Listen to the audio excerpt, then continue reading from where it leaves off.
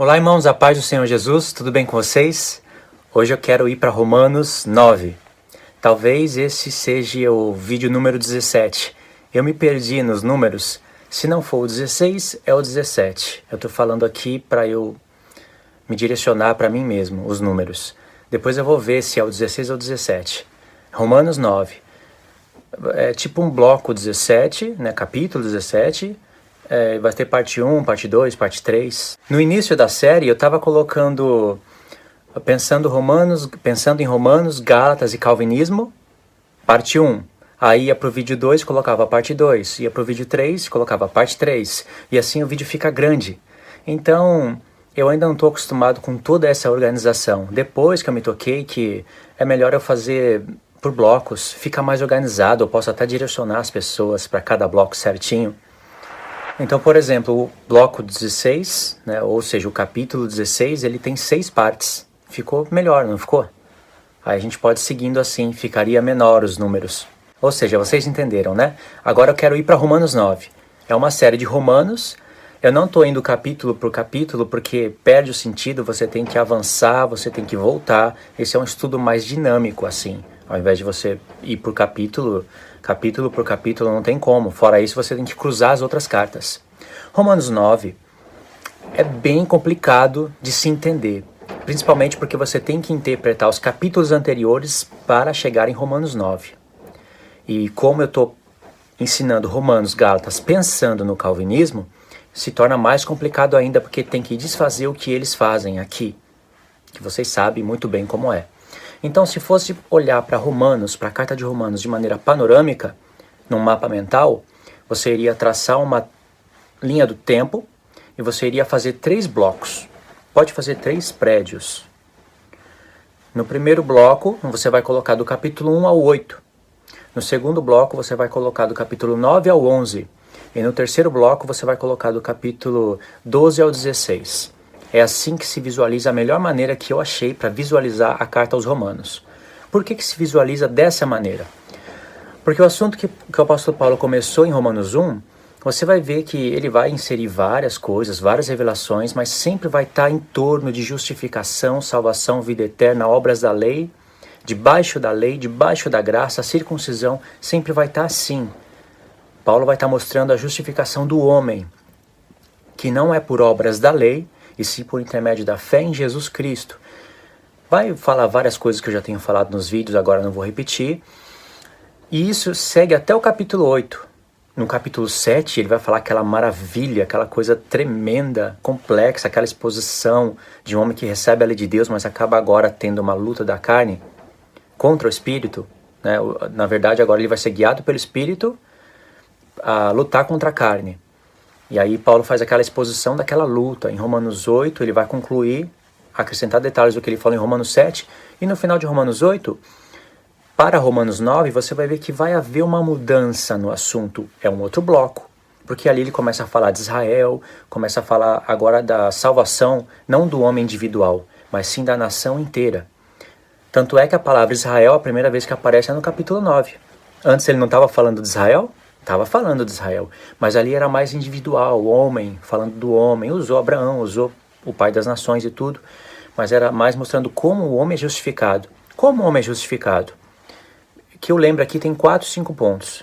Primeira vez que ele fala de justificação é pela prática da lei, e eu já ensinei que lei é essa. E textos que não, esse é um texto que não é usado. Justificação pela prática da lei, calvinista não quer nem saber disso. O segundo ponto é justificação pela graça. Aí é usado. O terceiro ponto, justificação pelo sangue. Justificação pelo nome. 4, né? Então, acho que são esses 4 pontos. Justificação pela prática da lei, justificação pela graça, pelo sangue, pelo nome do Senhor Jesus. Entende? E a primeira vez que ele fala de justificação é pela prática da lei. Não é, claro, a prática da lei da primeira aliança, mas seria, no caso, a prática da lei da nova aliança, que é os 10 mandamentos escritos no coração, onde vai gerar em nós boas obras. Aonde a gente pode permanecer em Cristo ou não, depende da nossa escolha. A salvação foi feita para todos. Esse é o pensamento do apóstolo Paulo. Chegou em Romanos 9, ele já vai começar a mudar um pouco o assunto, vai começar a falar de Israel, vai começar a fazer um contraste entre Israel e os gentios. Até tem algumas tipo de escatologia que separa Israel da igreja por causa desse capítulo. E não se separa Israel da igreja nesse sentido. Tem que conhecer as duas casas de Israel. É claro que quando ele fala Israel, ele se direcionou ao lugar geográfico, ao Oriente Médio, à nação de Israel que estava ali. Mas ele conhece o Israel de Deus segundo o Espírito. Porque se ele fala Israel de Deus segundo a carne, tem o Israel de Deus segundo o Espírito. Que é o que ele ensina nas suas cartas. E a própria Romanos 9 vai aparecer as 12 tribos de Israel segundo o Espírito de Deus. Que seria, no caso, o tabernáculo de Davi restaurado. Aquele que caiu, que teve brechas, né? Suas ruínas caíram. E Deus prometeu, por intermédio de Amós, lá no finalzinho, restaurar esse tabernáculo. E quando Deus restaura o tabernáculo caído de Davi, aí entram os gentios, para fazerem parte desse tabernáculo, que é as 12 tribos de Israel. Isso está em toda a Escritura. E isso está na mente do apóstolo Paulo e ele está ensinando em Romanos 9. Só que essas revelações, elas são ocultadas, bloqueadas, por causa do ensino que os calvinistas dão, que os calvinistas ensinam, através de Romanos 9. É totalmente bloqueado, eles não conseguem enxergar mais nada, além da mensagem calvinista em Romanos 9. Então a escatologia toda deturpada. Você pode aí assistir alguns vídeos do Augusto Nicodemos, como eu assisto, até o fim. Você vai ver que a escatologia dele é deturpada. Em Romanos 11 ele aproveita para falar do calvinismo. Ele não fala só de escatologia, ele aproveita para falar que o homem não tem poder de escolha, que é Deus que escolheu e pronto, acabou. E a conclusão você vai ver que não tem conhecimento escatológico. Embora seja ancião, embora tenha todo o tempo para estudar a palavra de Deus, viva de dízimo, que também o Novo Testamento proíbe, mesmo assim, não conseguiu entender a mente do apóstolo Paulo quando fala de ponto escatológico. E eu, que sou quantos anos mais novo, não estou falando isso para me gloriar, eu estou falando isso porque tem algo errado nesses homens, porque Deus bloqueou a revelação para eles. Eu, que tenho bem menos idade, que trabalho numa fábrica, que não tenho todo o tempo que eu quero, Deus revelou e ampliou as coisas, de maneira que eu posso explicar qualquer coisa aqui em Romanos, ponto por ponto. Posso errar? Claro que eu posso errar, mas também não tenho problema nenhum em consertar o que eu errei. Não tenho problema nenhum, porque não são os livros que vão me direcionar, é a palavra de Deus. Não é o livro da história da igreja, o livro de Calvino, o livro de Augusto não sei o que, o livro não sei o que lá. Não é isso que me direciona, não é isso que constrói meu pensamento. Eu não li nenhum livro de história de igreja, nem me interesso ler. E eu acho que é até uma perda de tempo para quem vai ler e falar disso. A Bíblia é autossuficiente para tudo isso. Pode pesquisar coisas geográficas, mapas geográficos, pontos históricos relacionados à geografia, porque Deus usa disso, né, na palavra de Deus. Mas nada além disso. Eu nunca vou ler um livro dos pais da igreja para ver como eles pensavam, para ver se bate com o meu pensamento de hoje ou não. Para mim isso daí é perder tempo. Enfim, só a introdução, demora, né, para falar essas coisas. Mas o que eu quero dizer é que vocês devem assistir a vídeos de escatologia do Augusto Nicodemos e do Hernandes Dias Lopes. Deixa eu abrir agora, entre aspas aqui. Eu gosto muito do Hernandes Dias Lopes, do jeito que ele ensina. Ontem mesmo eu estava escutando um estudo dele sobre Romanos, uma visão panorâmica. Se eu lembrar, eu deixo o link na descrição. Romanos, o livro mais importante da Bíblia. Um ensino incrível. O homem é inteligente. Eu acho o Hernandes Dias Lopes 10 vezes mais inteligente que o Augusto Nicodemos. A mente do Hernandes Dias Lopes é organizada na hora de ensinar. O problema é que o calvinismo entrou como um vírus na cabeça deles e deixou a mente bloqueada para alguns pontos da revelação, lenta, não conseguiram compreender a justiça de Deus e muitos pontos reveladores da Escritura. Mas se um homem, tal como Hernandes Dias Lopes, conhecesse essas coisas, ele ia ser incrivelmente usado por Deus. É usado por Deus para algumas áreas, mas quando chega nessa parte, está totalmente desclassificado para ser um juiz na terra. Porque nós vamos ser juízes na terra, reis, sacerdotes, vai julgar o mundo, mas ao meu ponto de vista, está desclassificado para julgar o mundo. Não quer dizer que não está salvo. Não tem nada a ver uma coisa com a outra. Então eu gosto de ouvir o Hernandes Dias Lopes. Eu acho ele muito inteligente. Isso quer dizer que eu tenho paciência para entender a mente deles e para entender o porquê que eles não entenderam essas coisas que Deus está dando para a gente. Tem algum motivo, né? Então, um desses motivos são os livros que eles estudam, não somente a Bíblia. Mas é uma pessoa dedicada para a palavra de Deus, usa a sua vida para ensinar, né? Tem todos esses lados que eu também enxergo. Não pensa que porque eu estou falando do calvinismo, que eu detesto todo mundo, que eu... Não é nada disso, entendeu? Às vezes falta me expressar melhor, mas não é nada disso. Eu escuto os estudos dele e aprendo por alguns pontos. E aí você vai ver que em Romanos 9, 10 e 11, Paulo está tratando de um assunto específico. É incrivelmente revelador, uma das cartas mais reveladoras dele é Romanos. Efésios é incrivelmente revelador. Cada carta, irmãos, tem a sua especialidade. Cada carta é importante. Mas Romanos, ele fala muito da salvação e justificação. Ele fala claramente das duas casas de Israel. E os gentios entrando para fazer parte das 12 tribos pela casa de Israel. Ele cita o profeta, o nome do profeta, os textos, e o Espírito Santo fez aí uma programação incrível. Os que forem interessados iriam buscar, iriam entender a mente do apóstolo Paulo. Os que não forem interessados iriam ler, passar batido e continuar ou no calvinismo, ou no arminianismo, ou seja lá qual for a linha que eles pregam, a teologia que eles iriam ensinar. Mas tem uma programação do Espírito Santo aí tremenda. Entende? Vocês entendem isso? Aí a partir do capítulo 11, 13, 14, 15 e 16... ele está falando assuntos relacionados ao bloco do meio, que é do 9 ao 11, e relacionados ao primeiro bloco, que é do 1 ao 8. O segundo bloco está totalmente relacionado com o primeiro, então você jamais vai poder compreender totalmente a mente do apóstolo Paulo no segundo bloco se você não compreende o que ele está falando no primeiro. E para compreender o que ele fala no primeiro, você tem que compreender as expressões obras da lei e debaixo da lei, porque é em contraste que ele usa isso para falar debaixo da graça. É entre essas expressões, obras da lei, debaixo da lei, que aparece a palavra salvação, justificação e vida eterna. Não conhecendo essas expressões, você vai entender errado como o homem é justificado. De que maneira?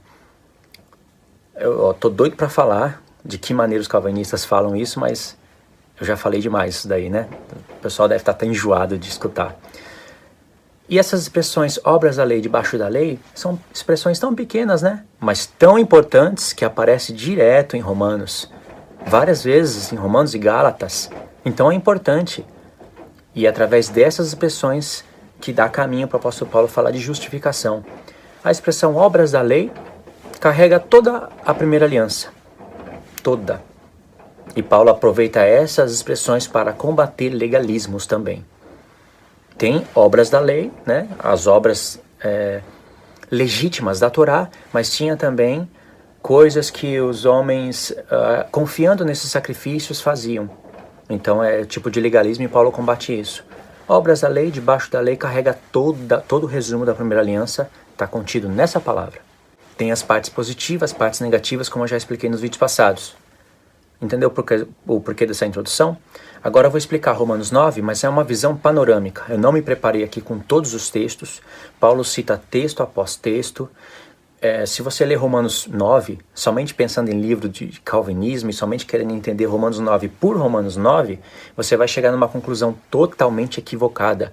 E você vai ver um apóstolo arrogante e injusto, falando que aquilo que Deus designou para julgar o homem é justo, quando na verdade é injusto e qualquer um pode ver isso. Ninguém desejaria aquele tipo de julgamento para si mesmo. Certo? Vamos fazer uma leitura agora de Romanos 9. Eu vou explicar panoramicamente, vocês vão ter que correr atrás dos textos, porque é complexo. Certo, irmãos? Vamos lá, Romanos 9, na segunda parte. Essa é a segunda parte, não sei se do bloco 16 ou 17, me perdi nessa parte aí, agora não dá para verificar, mas é a segunda parte. Vamos fazer a leitura de Romanos 9.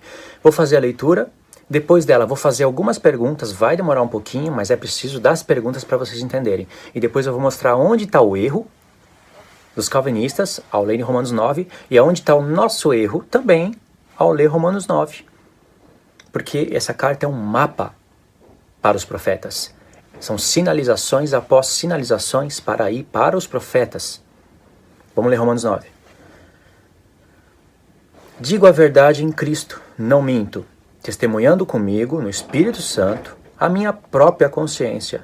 Tenho grande tristeza e incessante dor no coração, porque eu mesmo desejaria ser anátema, separado de Cristo por amor aos meus irmãos, meus compatriotas, segundo a carne. São israelitas, pertence-lhes a adoção, também a glória, as alianças, a legislação, o culto e as promessas. Deles são os patriarcas e também deles descende o Cristo, segundo a carne, o qual é sobre todos, Deus bendito para todos sempre. Amém. E não pensemos que a palavra de Deus acha falhado, porque nem todos os que estão em Israel são de fato israelitas, nem por serem descendentes de Abraão são todos seus filhos. Mas, aí Paulo vai citar um texto da Escritura: em Isaque será chamada a tua descendência. Isto é, estes filhos de Deus não são propriamente os da carne, mas devem ser considerados como descendência os filhos da promessa. Porque a palavra da promessa é esta. Vai citar outra parte da Escritura: por este tempo virei, e Sara terá um filho. E não somente ela, mas também Rebeca, ao conceber de um só, Isaque, nosso pai. E ainda não eram gêmeos nascidos, não tinham praticado bem ou mal, para que o propósito de Deus quanto à eleição prevalecesse, não por obras, mas por aquele que chama. Já fora dito a ela: o mais velho será servo do mais moço. Como está escrito, citando o texto, e vai citar outro ainda, no verso 13. Como está escrito: amei Jacó e me aborreci de Esaú. Aí vai vir aquela outra pergunta: que diremos? Aquela outra pergunta relacionada aos vídeos passados, né? Que diremos, pois, há injustiça da parte de Deus? De modo nenhum. Pois ele diz a Moisés: terei misericórdia de quem me aprouver ter misericórdia, e compadecer-me-ei de quem me aprouver ter compaixão. Assim, pois, não depende de quem quer ou de quem corre, mas de usar Deus a sua misericórdia. Porque a Escritura diz a Faraó: para isto mesmo te levantei, para mostrar em ti o meu poder e para que o meu nome seja anunciado por toda a terra. Logo, tem ele misericórdia de quem quer e também endurece a quem lhe apraz. Aí vai vir outras perguntas, ou seja, você está vendo que na mentalidade calvinista, Paulo usou aqui Jacó e Esaú para falar que não foi por intermédio, não eram gêmeos nascidos, não foi por intermédio de obra, feito bem ou mal, para que Deus escolhesse segundo a eleição da graça. Ou seja, Deus designou um povo antes da fundação do mundo e não previa, não antevia nada que o homem faria alguma obra ou não. E quando eu estou falando isso, eu estou falando depois da cruz. Os calvinistas têm uma dificuldade terrível de entender isso. Antes da cruz, antes do evangelho, antes de Jesus vir morrer para o evangelho ser pregado para as nações, antes disso, antes de você conhecer tudo isso também, Deus não ficou olhando para ver se você faz uma boa obra. Aquela família é justa, olha como fazem boas obras, mas não me conhece. Vai lá pregar o arrependimento. Não faz sentido. Aquela nação, olha que nação justa, vai lá pregar o arrependimento. Vai lá pregar que o meu filho morreu na cruz. Não faz sentido. É uma loucura pensar isso. Mas, Luiz, por que você está falando isso? Porque não depende do homem ter feito bem ou mal. Isso até aí é verdade. Depois que o evangelho chega até você e mostra que o pecado habita em você, que o pecado é a transgressão da lei, dos mandamentos de Deus, e que através do pecado entra a morte, que você está morto e que agora o Espírito foi dado para você escrever, e o Espírito vai escrever a lei de Deus no seu coração, o ministério da nova aliança. E que agora você vai ter que lutar contra a carne, e aí está as boas obras. As más obras são os pecados que você comete. Quais são as boas obras? Guardar os mandamentos de Deus. Guardar os mandamentos de Deus são más obras? Não são boas. As más obras é a transgressão disso. E tudo isso é viver pela fé, e isso é graça de Deus, porque se não fosse Deus mandar o seu filho, você não faria nada. Então isso é graça de Deus. Depois da cruz é totalmente diferente. Ele está olhando se você faz o bem ou o mal, sim. Senão como é que ele vai te julgar? Agora, dizer que o homem foi eleito antes da fundação do mundo e o que foi eleito vai andar de conformidade ao querer de Deus. Se errar, Deus vai perdoar, mas essa pessoa não vai perder a salvação, porque foi eleito antes da fundação do mundo, ao passo de que outra pessoa dentro da sua família poderia ter sido eleita e não foi, e por isso não vai ser salva. Deus pode até chamar ela mais externamente.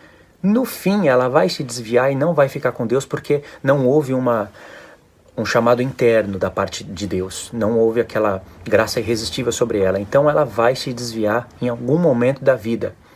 Depois vai estar diante do Senhor, de novo, para receber uma condenação, porque Deus poderia... A condenação é essa, ó.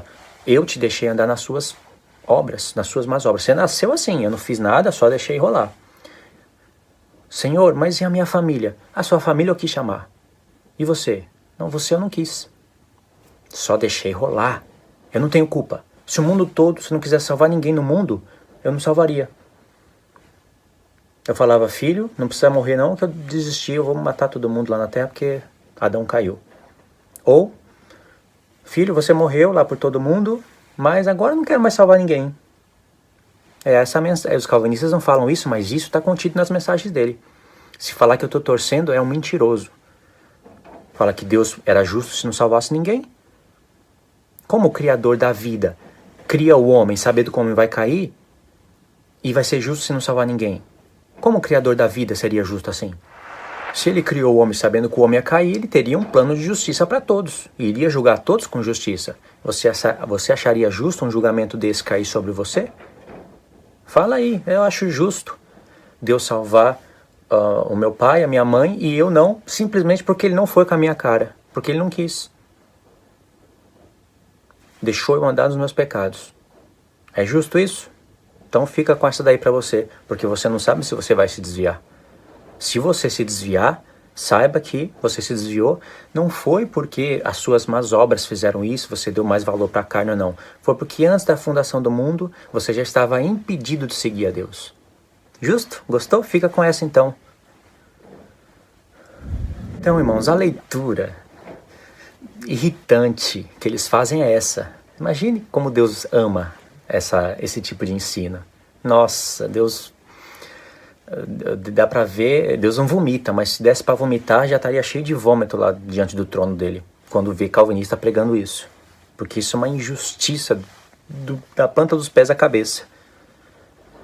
Então, o que Paulo está fazendo aqui? Por que ele está usando Jacó e Esaú? Por que depois disso fala de Faraó? Por que cita o texto, terei misericórdia de quem eu vou ter misericórdia? Eu vou endurecer quem eu quiser endurecer. E citou Faraó. Por quê? Há um sentido para tudo isso, há uma explicação para tudo isso justa, aonde não vai anular a predestinação de Deus, a eleição antes da fundação do mundo, não vai anular a soberania, nem presciência, e todo homem que recebeu o julgamento vai receber o julgamento conforme as suas obras. Deus chamou, Deus quis, Deus falou, toma os céus e a terra por testemunha contra vocês, que eu coloquei o bem e o mal da frente de vocês e falei, escolha o bem. Os céus e a terra um dia vão testemunhar isso. Não vão testemunhar que Deus elegeu um, se colocou no caminho bom e o outro deixou seguir o caminho mau. Os céus e a terra vão testemunhar que Deus colocou dois caminhos na frente do homem e falou, escolha a vida, escolha o bem para que vivais. E o bem é guardar a minha lei. Esse é o testemunho que nós temos que dar junto com o céu. Então, Romanos 9, vamos voltar e eu vou resumir o máximo que dá. Digo a verdade em Cristo, não minto, testemunho comigo no Espírito Santo a minha própria consciência. Tenho grande tristeza e cessante dor no coração, porque eu mesmo desejaria ser anátema, separado de Cristo por amor a meus irmãos, meus compatriotas segundo a carne. Por que Paulo falou isso até aqui? Se você pega Romanos capítulo 8, ele diz o seguinte, olha a preparação que ele faz para falar do grande amor que ele tem pelos irmãos dele, segundo a carne. Olha a preparação. Romanos 8. Como está escrito, verso 36.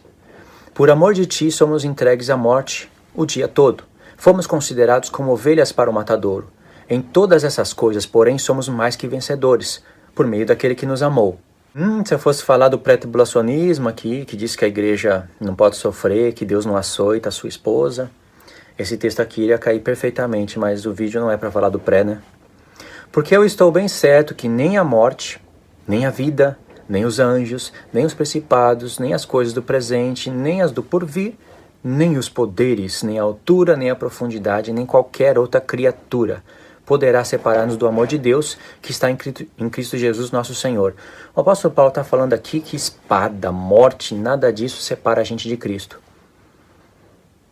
Mas por que essa igreja não passa por isso? Será que no porvir que ele cita aqui, a igreja não passaria por isso? Passaria, porque Paulo conhece a grande tribulação, mas isso não separa a gente do amor de Cristo. E é amor de Cristo isso. Se ele sofreu, a igreja pode sofrer também. Mas vê que ele diz que ele está falando que nada pode separar a gente do amor de Cristo.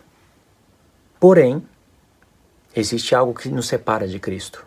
E ele vai explicar em Romanos 9. Imagine ele escrevendo Romanos 8 e preparando o caminho para escrever as coisas que estão vindo na mente dele, inspirada pelo Espírito Santo. Ele está preparando o caminho. Eu amo os meus irmãos. Agora eu quero falar de Israel. Eu amo os meus irmãos segundo a carne, mas eles não estão sendo salvos. Aí Paulo já sabe, eles não estão sendo salvos porque não é pela... Eles não estão sendo salvos porque é pela eleição da graça que eles são salvos. E Paulo sabia que esses não estavam aceitando a Cristo porque confiavam nas obras da lei. Não tem nada a ver com fazer o bem ou mal, eleição antes da fundação do mundo, predestinação, essas coisas que os calvinistas falam, não tem nada a ver com isso. Aí Paulo fala no verso 9, no capítulo 9. Digo a verdade em Cristo, não minto. Testemunho comigo no Espírito Santo, na minha própria consciência, tenho grande tristeza e incessante dor no coração, porque eu mesmo desejaria ser anátema separado de Cristo. Ele está falando, eu desejaria ser separado de Cristo, mas nada pode separar quem ama a Deus, quem aceita o seu filho. Mas ele está falando, eu desejaria ser separado por amor aos meus irmãos, que estão separados de Cristo. Entendeu? Nada pode separar a gente do amor de Deus que está em Cristo. Mas se você não ama Cristo, você está separado do amor de Deus. E ele quer explicar para a igreja o porquê isso está acontecendo, que é uma causa justa de Deus. Entende? Aí Paulo fala no verso 4, no verso 6. E não pensemos que a palavra de Deus haja falhado, porque nem todos que estão em Israel são de fato israelitas. Por que ele fala isso? Porque no verso 5, no verso 4 ele falou, são israelitas, pertence-lhes a adoção e também a glória, as alianças, primeira e segunda, a legislação, o culto e as promessas. Deles são os patriarcas e também deles descende Cristo, segundo a carne, o qual é sobre todos, Deus bendito para todos sempre, amém. Se a eles pertence tudo isso, por que não estão crendo? A palavra de Deus está falhando? O apóstolo Paulo quer ensinar para a igreja, não pensemos que a palavra de Deus haja falhado. Aí ele vai explicar o porquê. Nem todos que estão em Israel são de fato israelitas. Nem por serem descendentes de Abraão, são todos filhos. Mas em Isaac será chamada a tua descendência. Isaac nasceu por uma promessa do Espírito Santo. Ao passo que Ismael não, nasceu da vontade da carne. Lembra que Gálatas, Paulo faz essa ligação de Isaac, Ismael, Agar e Sara? Está tudo relacionado. Só que lá é um ângulo diferente, aqui é um ângulo diferente. Entende, irmãos? Vocês vão ver como vai mudando aqui as coisas. Vocês vão enxergando um outro evangelho, uma outra justiça, um outro Paulo, um outro modo de ler a Escritura, tanto na parte da justiça como na parte da revelação. Vocês vão ver tudo isso. Vamos para a parte 3. Essa é a parte 3 do bloco 16 ou 17. Esqueci. É a parte 3. Verso 11. Após ter falado de Jacó e de Esaú, ele está falando de Esaú por quê? Porque Esaú fez aliança com Ismael e esses são filhos da carne. E nem todos os que estavam em Israel são de fato israelitas. Nem por serem descendência de Abraão são todos filhos, mas os filhos são considerados aqueles da fé. Mas como é que uma pessoa vai ter fé em Cristo se ela confia nas obras da lei? Esse é o assunto de Paulo relacionado com todo o assunto anterior. Por que eu vou editar a carta? E ainda não eram gêmeos nascidos, nem tinham praticado o bem ou mal, para que o propósito de Deus quanto à eleição prevalecesse, não por obras, mas por aquele que chama. Aí a pessoa fala, tá vendo, não praticou nenhum bem ou mal, é pela eleição da graça. Deus não está olhando se a pessoa praticou o bem ou mal para salvar. Como eu disse, antes da cruz, se eu fosse falar, explicando só esse ponto, antes da cruz, Deus não estava olhando isso mesmo? Ele vai enviar o evangelho para quem está praticando bem? Vai se arrepender do quê? Se a pessoa é justa. O evangelho é enviado para injusto. Mas após isso, a prática do bem e do mal está sendo levada em conta. Isso tem vários textos para mostrar isso. E por que Paulo fala que eles não tinham feito nem o bem ou o mal? Porque não eram gêmeos nascidos.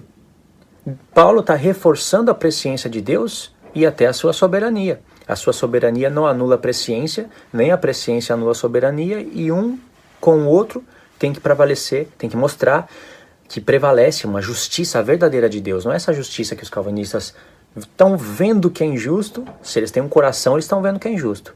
Agora, se está com o coração pervertido, eles vão falar que isso é justo. Então, vendo que é injusto e fala é justo, porque Paulo está falando que é justo, então é justo e não posso questionar a Deus. Ainda não eram gêmeos nascidos, não tinham praticado nem o bem ou o mal, para que o propósito de Deus quanto à eleição prevalecesse, não por obras, mas por aquele que chama. A eleição de Deus, irmãos, é baseado naqueles que vão ficar com o Filho. Essa é a eleição de Deus, e ele já conhece isso antes da fundação do mundo. Ou você quer que Deus espera Jacó e Esaú nascer para praticarem o bem e o mal para ele escolher? É isso? Deus não é presciente? Ele pode falar antes de acontecer. E isso está sendo usado aqui em contraste as 12 tribos vai vir de Jacó, não é? As 12 tribos elas vão vir de Jacó e Deus vai dar a lei para elas. E dali vai seguir o caminho até chegar a Cristo. Uns vão estar confiantes na justiça que é da lei e vão rejeitar o Filho. Outros vão estar confiantes na justiça que vem do Filho. Tanto judeus ou gentios, eles vão confiar no Filho. Ah, mas os que não confiaram no Filho é porque Deus não elegeu antes da fundação do mundo. E por que Paulo está falando que ele queria ser separado de Cristo? Por que Paulo está tendo compaixão e misericórdia de um povo que Deus não teve compaixão e misericórdia? De um povo, ou seja, pessoas ali que não estavam crendo. Então a ligação é essa. Paulo cita aqui o texto de terei misericórdia, de quem eu me aprover ter misericórdia, e compaixão de quem eu querer ter compaixão, porque o que o apóstolo Paulo disse antes? Eu queria ser separado de Cristo por amor aos meus irmãos. Paulo está falando, eu tenho compaixão profunda deles. Paulo, entre aspas, né? Parafraseando o que ele está falando, eu tenho crédito com Deus, mas não depende do quem corre e do quem quer. Deus já falou para Moisés. Não depende de eu ter misericórdia que Deus vai salvar eles. Depende deles serem misericordiosos, deles ouvirem a palavra de Deus. Então não depende de quem quer, do que corre, e sim de Deus querer usar a sua misericórdia. E como que Deus quer usar a sua misericórdia? Ele já fala, tanto nos mandamentos, como o próprio Filho, que deu os mandamentos antes de se fazer carne, veio na terra, quando homem, e disse, sede misericordiosos e vocês vão alcançar misericórdia. Que sentido tem Jesus falar, sede misericordiosos e vocês vão alcançar misericórdia de Deus, se a pessoa não pode ser misericordiosa se Deus não for misericordiosa com ela antes? É claro que Deus foi misericordioso com todos, mas agora tem a nossa função. Assim como Deus foi misericordioso com você, você seja com o seu próximo. Se você for, você vai alcançar aquela misericórdia proposta para você. Se você não for misericordioso, você não vai alcançar. E isso estava acontecendo com esses judeus. Falta de misericórdia, falta de paz. Faziam guerra, matavam, davam falso testemunho. Tudo isso está aqui. Você acha que Paulo está citando esses textos aqui para quê? Para falar que Deus é aquele que decide de quem vai ter misericórdia ou não? De você, sim, da sua família não, ou da sua família sim, de você não? Porque ele decidiu ponto final? Claro que não, isso não é evangelho. Se a mensagem for essa lá, é superior a Deus e Mohammed superior a Cristo. Isso é injustiça declarada. Acepção de pessoa declarada. Se isso não é acepção de pessoa, o que é acepção de pessoa? Aí Paulo diz, no verso,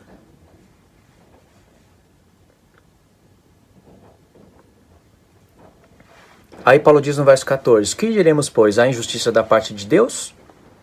Alguém pode torcer o que ele está falando, como torcem os calvinistas. Paulo fala, de modo nenhum, não há injustiça. Estou falando da eleição da graça, que eles não eram gêmeos nascidos, para que Deus escolhesse eles segundo a eleição da graça e não por obras, na mente do apóstolo Paulo, visualizando as pessoas que estavam confiando nas obras da lei, e não essa coisa que os calvinistas pregam. Aí ele disse, de modo nenhum, verso 15, pois ele disse a Moisés, terei misericórdia de quem me aprover ter misericórdia, compadecer-me-ei de quem me aprover ter compaixão. Primeira pergunta, o que levou Deus a falar isso para Moisés? Você já viu um calvinista explicar isso? Não, e nem vai ver. O que importa é só o que está escrito aqui, no apóstolo Paulo. Aliás, Augusto Nicodemos fala que você não pode ler o Novo Testamento à luz do Velho. Você tem que ler o Velho Testamento à luz do Novo. Ou seja, eu estou lendo aqui o Novo Testamento e aí eu volto para ler o Antigo à luz do Novo. O que eu vou entender? Eu vou torcer o Antigo Testamento à luz do Novo? Porque a luz do Novo, supostamente, Paulo está falando que ele salva quem ele quiser. Aí eu vou lá, pego aqui esse texto, vou lá ver o contexto e vou torcer lá também. Você nunca pode fazer isso. Você tem que ler o Novo Testamento à luz do Velho. Qual que surgiu primeiro, o Velho ou o Novo? Os apóstolos pegam base da onde? Do Velho, porque surgiu primeiro. Os apóstolos sinalizam para o Velho. O que é o Novo Testamento? É uma equação feita pelo Antigo. Somou a lei, os salmos e os profetas, surge o Novo Testamento. Então não se lê o Antigo Testamento à luz do Novo, se lê o Novo Testamento à luz do Antigo. Quer mais um exemplo? Como isso é fato? Esse texto aqui, ele se originou aonde? Terei misericórdia de quem me aprover ter misericórdia, me compadecer-me-ei de quem me aprover ter compaixão. Se originou na carta do apóstolo Paulo? Não. Ele se originou no livro da lei. Não foi Moisés que pegou do apóstolo Paulo esse texto. Claro que não foi, mas olha o que eu sou forçado a falar. Não foi Moisés que pegou esse texto emprestado de Paulo para escrever na Torá. Foi Paulo que pegou esse texto de Moisés para escrever na sua carta. Então tem algo aqui na mente do apóstolo Paulo que foi iluminada por lá.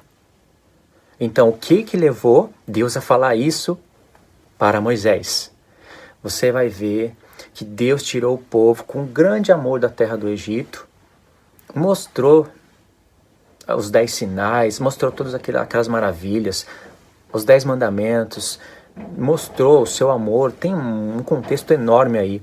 E o que o povo fez? O povo adulterou, quebrou os mandamentos de Deus, nem passou muito tempo, fizeram o bezerro de ouro, estava dizendo, esse é o nosso Deus que tirou a gente da terra do Egito. Deus até chegou para Moisés e falou, Moisés, eu vou acabar com todo mundo e vou começar uma outra nação com você. Mas Deus já tinha prometido para Abraão. É claro que Deus sabia o que Moisés ia fazer. Moisés iria interceder pelo povo. Porque Deus já havia prometido para Abraão que de Abraão faria uma grande nação. E aquele povo veio de Abraão. Deus não poderia aniquilar todos e fazer uma nova nação a partir de Moisés. A partir dos levitas, no caso, né? Deus sabia disso, mas ele falou para fazer Moisés se colocar num lugar de intercessor. Porque Moisés orou e falou, Senhor, tem misericórdia. As pessoas vão falar que você tirou esse povo para matar eles aqui. Aí Deus leva em conta, o povo não merecia. Deus leva em conta a intercessão de Moisés. Nesse ponto ele levou em conta. Ele falou, Moisés, eu vou te ouvir porque você achou graça aos meus olhos. Porém, saiba de uma coisa, vocês vão lá e procurem ler, irmãos. Já pensou se eu vou ler tudo isso? Porém, saiba de uma coisa, aí se originou o texto. Eu vou ter misericórdia de quem eu querer ter misericórdia. Vou me compadecer de quem eu me aprover ter compaixão. Entende? Vou perdoar. Por causa de Moisés. Entende? Não tem, olha só como mudou a história. Não tem nada a ver com o que os calvinistas falam. Esse é o contexto original, onde se originou esse verso. O mesmo estava acontecendo aqui no tempo de Paulo. Então não tem injustiça da parte de Deus. Ele já sabe quem vai fazer o bem diante dele e quem vai fazer o mal. E se ele escolheu Jacó e Esaú antes de fazer o bem ou o mal, é porque ele tinha presciência. Em Romanos 8 ele não fala disso? Os que de antemão conheceu, este chamou, os que chamou, justificou, os que justificou. Ele não fala isso em Romanos 8? Então ele está falando as coisas na base da sua presciência. Para as pessoas não pensarem que a palavra de Deus estava falhando, que o povo não queria crer em Deus e que Deus estava sendo surpreendido pela falta de fé do seu próprio povo.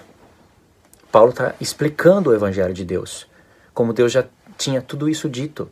Então, irmãos, de quem Deus quer ter misericórdia? Daquele que é misericordioso. Por que Paulo citou Faraó aqui? Faraó foi misericordioso? Ele não foi. Faraó teve oportunidades, vez após vez, para usar de misericórdia. E Faraó não usou. Deus endureceu o coração de Faraó, não para ele escravizar o povo e fazer todo aquele... Diz que o povo ficava debaixo de fornalha de fogo. O clamor do povo era tão alto que chegou a Deus. Não foi Deus que endureceu o coração de Faraó para ele fazer isso. Ele já era homem assim. Deus diz, vou endurecer o coração dele para ele não deixar ir o povo. Para isso. Enquanto Deus fazia isso, o nome dele ia ser entoado por toda a terra. Porque quando você vai ler o contexto do que Paulo está falando aqui, Moisés chegou para Faraó e falou: eu já poderia ter estendido a minha mão contra você e o seu povo e ter acabado com vocês. Ou seja, não teria esse lance de ficar, deixa meu povo ir, senão... E Faraó, aqui que vai. Não estão me desafiando na frente de todo mundo? Estão me envergonhando na frente dos meus oficiais? E diz que os oficiais de Faraó começou a ver Moisés como um grande homem. Faraó percebia isso. Você acha que um homem duro daquele iria querer perder? Mas veja, era só Moisés chegar no Egito, estender a mão contra Faraó, matar o príncipe do povo. Os oficiais, pronto. Israel, sai do Egito, agora. Mas Deus fez um plano incrível. Deus deu oportunidade para Faraó se arrepender. Faraó até confessou os seus pecados. Pequei. Dessa vez eu pequei. Moisés, ora por mim. Mas diz que quando Faraó viu que as coisas tinham se passado, endureceu-se o coração. Porque voltou aquela soberba no coração dele. Não é Deus que está ali. O Faraó ia deixar, imagine, você é Faraó, todo mundo se ajoelha diante de você, né? Deus sol, Deus sei lá o quê. De repente chega aí os irmãos dos escravos e fala, deixa aí o meu povo, dando ordem para Faraó. E aí ameaçando, se não deixar aí... Você acha que o Faraó ia deixar aí o povo? Claro que não. Então Deus endureceu o coração de Faraó quando mandou Moisés ordenar, deixou Faraó viver. Mas mandou Moisés ordenar, desafiar. E o que acontecia logo em seguida? Faraó sempre perdia, fazendo que o coração dele se endurecesse. Assim que Deus endureceu o coração de Faraó. Não como as pessoas pensam aqui, ó, que uma pessoa ia crer em Deus e Deus foi lá e endureceu, para ela não crer. A história mudou ou não mudou? Consegue ver o que tem na mente dessas pessoas? O que o calvinismo gerou na mente delas? Qual foi a primeira vez que o coração de Faraó se endureceu? Olha, quando Deus falou para Moisés, Moisés, chega na frente de Faraó, fala para ele deixar o povo. Se ele não quiser ir, pega essa vara e joga na frente dele. Mas Deus sabia, ele falou, todavia eu vou endurecer o coração dele para ele não deixar ir o povo. Quando Deus falava isso para Moisés, Deus já visualizava o que Faraó ia fazer. Faraó vai mandar os seus oficiais lá, catar 2 varas e fazer uma cobra também. Você está vendo que Faraó está querendo desafiar Moisés e falar, eu tenho poder, mais que vocês. Isso daí não é nada. Mas o que aconteceu quando Moisés jogou a vara na frente de Faraó? Faraó foi lá chamar seus oficiais, cataram ali as 2 varas, jogaram, elas viraram serpente. Mas aí a vara de Arão foi e tragou as varas de Faraó na frente de todos. Vamos continuar na parte 4. Tá entendendo, né? Tá ficando bom, né? Isso daí é a palavra de Deus.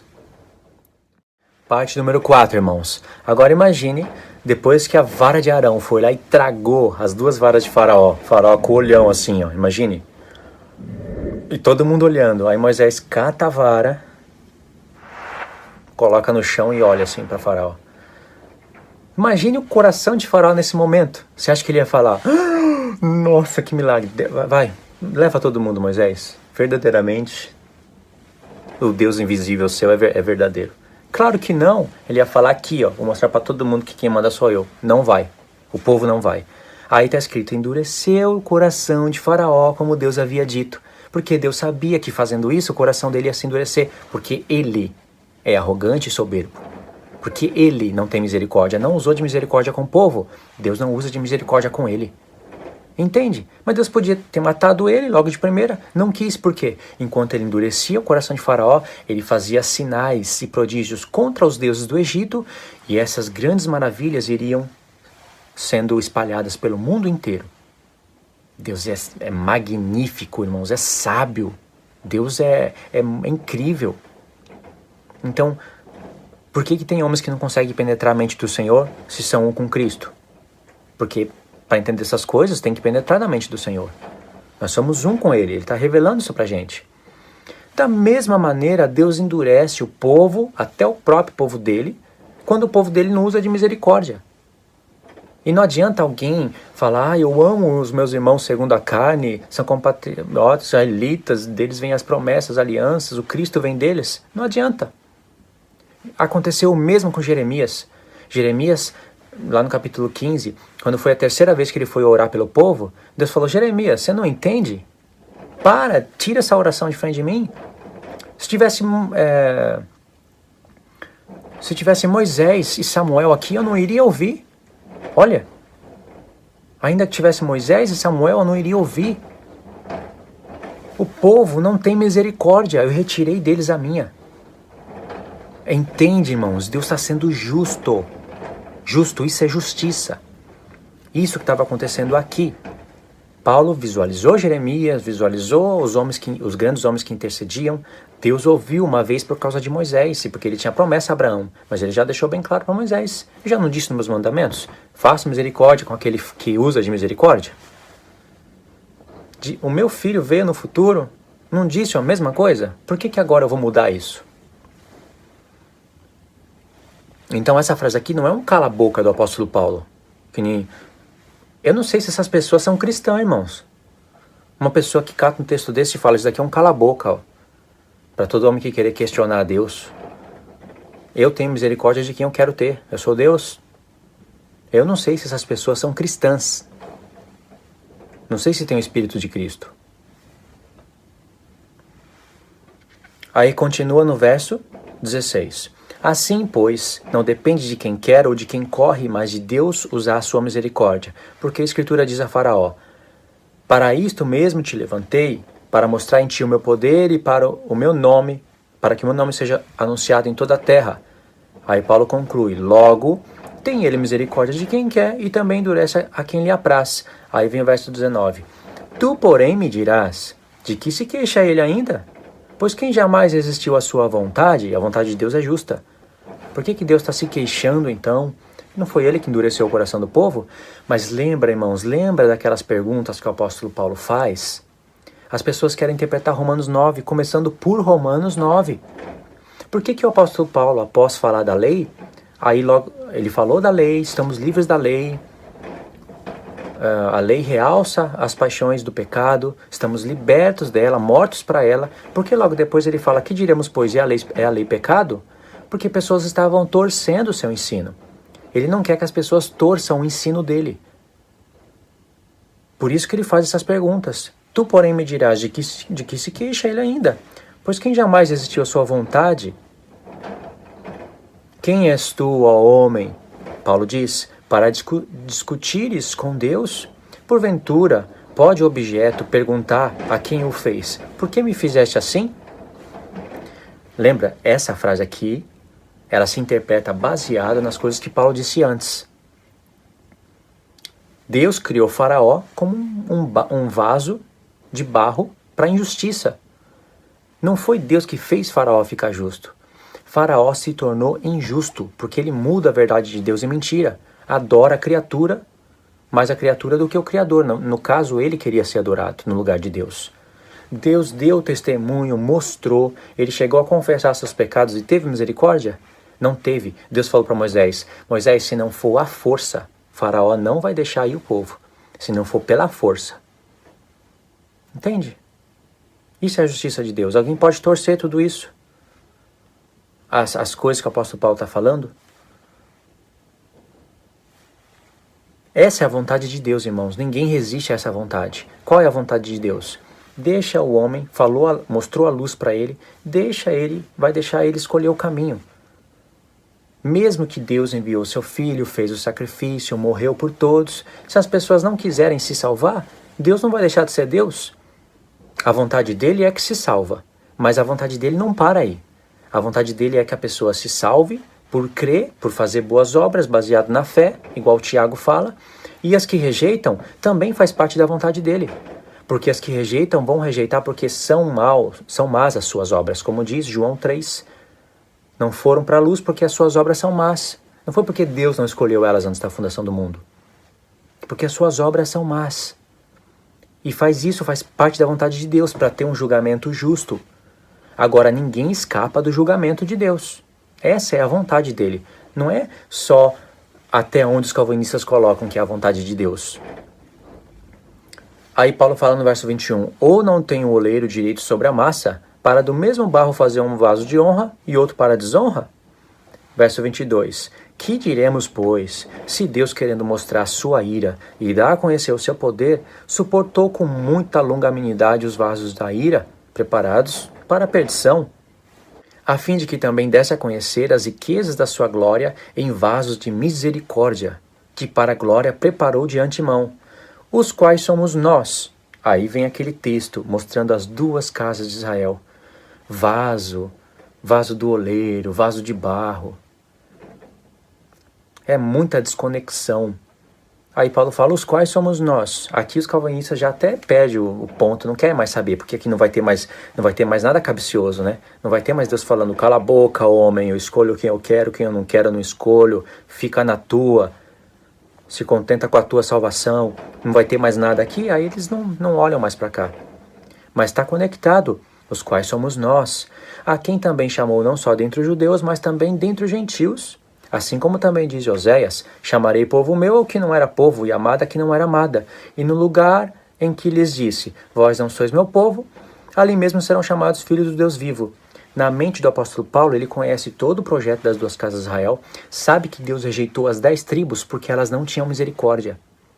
E sabe que Deus ia chamar os gentios para entrar pelas 10 tribos, se unir com as duas e formar as 12 tribos de Israel.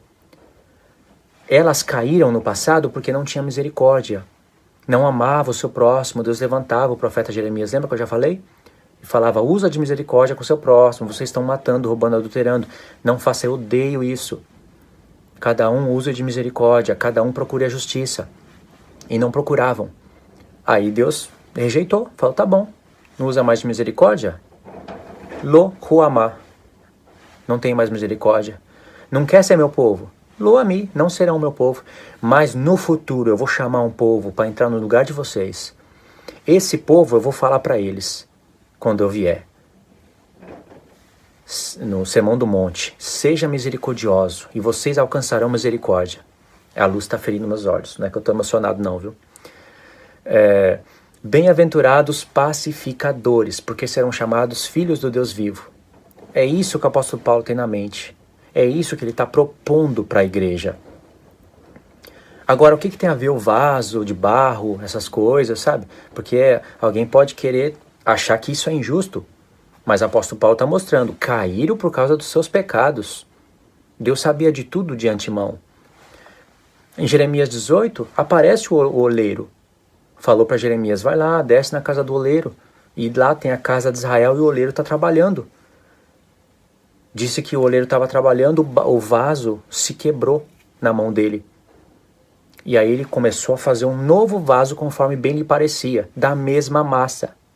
Não foi de outra. Aí Deus fala para Jeremias, tá vendo, Jeremias? Essa é a casa de Israel. Olha, irmãos, não estava ficando conforme o oleiro queria, o barro quebrou, ele vai fazer outra. Aqui está o evangelho. O apóstolo Paulo não citou o profeta Jeremias, os capítulos, mas ele citou Oséias. Quem fosse buscar aqui, como disse o profeta Oséias, citou o texto, ia cair em Oséias, ia ver que Deus estava falando da casa de Israel, iria pensar, o que tem a ver a casa de Israel? Aqui, falando da casa de Israel e os gentios. Voltando aqui na carta de Paulo, o que tem na mente de Paulo? Iria ler o profeta, iria ver que Deus está falando de Efraim e Judá, iria buscar Efraim, iria ver o que Deus prometeu para Jacó relacionado a Efraim em relação aos gentios no futuro. Então, lembra daquela programação de Deus? Ele revela para quem busca e oculta para quem não busca. Então,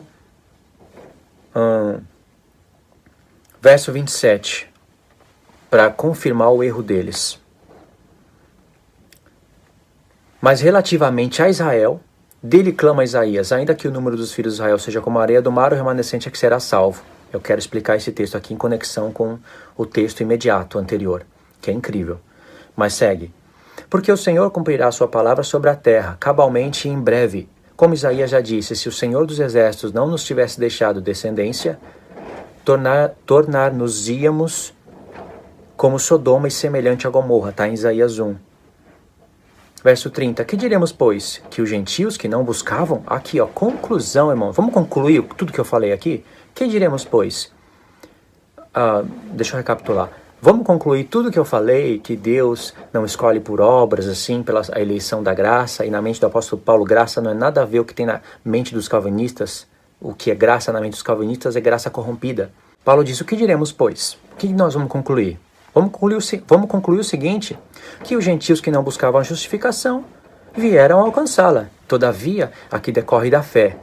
E Israel, que buscava a lei da justiça, ou a justiça que provém da lei, não chegou a atingir a essa lei. Por quê? Porque não decorreu da fé, e sim como pelas obras, relacionadas às obras da lei. Tropeçaram na pedra de tropeço, o próprio filho. Como está escrito, eis que põe em Sião uma pedra de tropeço e rocha de escândalo, e aquele que nela crê não será confundido. Aí vem o capítulo 10, que faz parte do 9, que faz parte do 8, que faz parte do 7, que faz parte do 6, que faz parte do 5, do 4, do 3, do 2. Irmãos, a boa vontade do meu coração e a minha súplica a Deus a favor deles são para que sejam salvos. Mas lembra, não depende de mim, de quem corre ou não, e sim de Deus usar a sua misericórdia. Como? Se eles forem misericordiosos. Porque lhes dou testemunho de que eles têm zelo por Deus, porém não com entendimento. Porquanto, conhecendo a justiça de Deus e procurando estabelecer a sua própria, não se sujeitaram a que vem de Deus, a sua própria lei, as obras da lei. Verso 4, porque o fim da lei é Cristo para a justiça de todo aquele que crê. Ora, Moisés escreveu que o homem que praticar a justiça que decorre da lei, viverá por ela. Sim, mas quando vem Cristo o negócio muda. Paulo diz, mas a justiça que decorre da fé, assim diz. Aí ele cita um texto de Deuteronômio. Irmãos, já deu para entender, né? Eu resumi o capítulo 9, o máximo que deu. Agora imagine como é de grande dificuldade explicar isso para um calvinista. Primeiro, ele tem que estar disposto a ouvir. Segundo, disposto a ler. Terceiro, disposto a entender. Né? Ouvir primeiro, depois ler e depois entender. Ele vai ter que entender, né? E tudo está conectado.